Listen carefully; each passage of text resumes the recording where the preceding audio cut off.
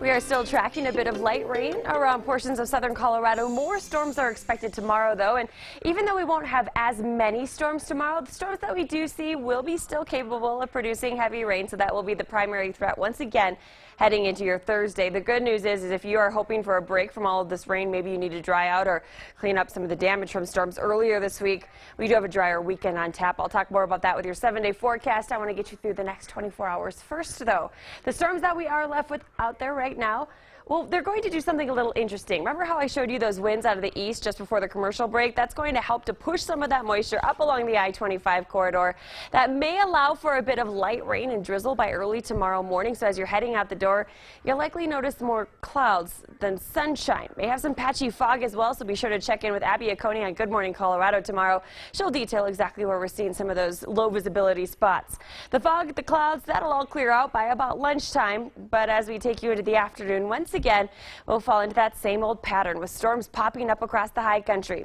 You'll notice that for the lower elevations, though, not looking overly active tomorrow. Most of the storms are going to stay west of the I-25 corridor through the afternoon and into the evening.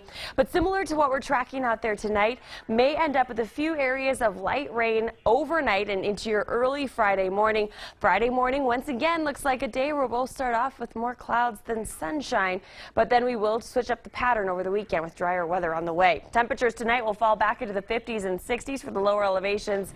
30s and 40s expected up across the high country. Temperatures tomorrow, 70s and 80s along and east of I-25, 60s and 70s over the high country. Your 7-day forecast shows a pretty good chance for storms on Friday. Friday bringing back the potential for strong to severe storms around the Pikes Peak region, so stick with us here over the next 48 hours. We'll keep you ahead of them.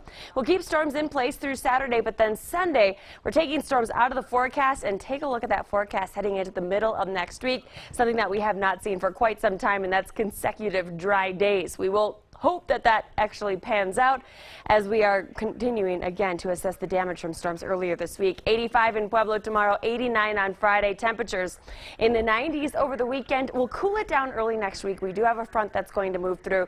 Doesn't look, though, that it's going to bring the potential for storms back into the forecast, at least not for the Pueblo area. Canyon City, 82 tomorrow, 86 on Friday.